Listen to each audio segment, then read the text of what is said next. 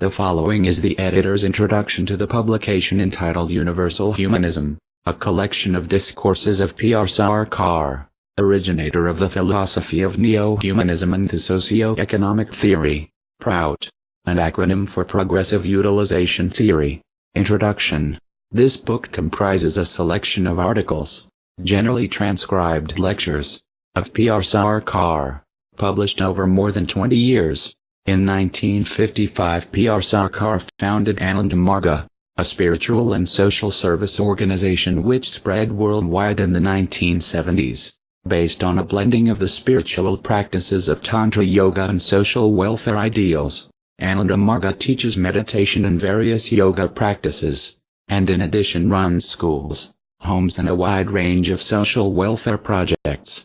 In 1959, Sarkar, who is also known as Sri Anandamurti, extended the scope of Ananda Marga philosophy to encompass certain socio-economic principles, which have become known as Prout, an acronym for Progressive Utilisation theory. This theory blends spirituality with socialistic idealism, a formula familiar in eastern India, where prominent nationalists such as Vivekananda and Subhas Chandra Bose also made use of the present Ananda Marga slogan, liberation of self and service to humanity.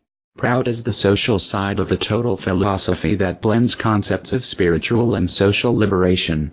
The adoption of social activism by a spiritual organization created controversy in India, and attempts were made to suppress both Ananda Marga and Prout. The central Indian government made several unsuccessful attempts to ban members of Ananda Marga from employment in the public service, and Sarkar himself was falsely accused of various crimes and jailed for nearly 7 years. The courts finally rejected the charges against him and released him in 1978. Meanwhile, in 1977 an international organization called Proutist Universal, P.U., was launched with its headquarters in Copenhagen. The aims of P.U. are to propagate the ideals of Prout and to support social movements with similar ideals. The articles that form the various chapters of this book came from a variety of publication, usually the English translations of earlier Bengali editions. The editors have shortened some of these articles and made some minimal corrections of grammar and syntax to the original translations. In the editing process, as few non-English words as possible have been retained, but there are some that have no simple English equivalents and are central to Prout concepts. The two most important of these are dharma, which means the essential inner nature or orientation of an entity, and Sadvipra, which has been translated as spiritual revolutionary, but literally means a person with complete moral and intellectual development. In his work Neo-humanism, Sarkar gives a new perspective to the integration of theories of social and spiritual liberation.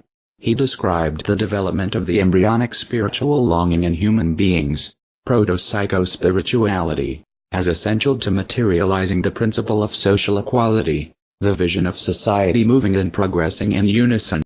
He stresses the importance of consistency between the internal and external rhythms of life, describing the process of expanding each form of human ideology or sentiment, until they match the magnanimity of neo-humanism. Neo-humanism he describes as the sentiment which fully unites spiritual with social idealism.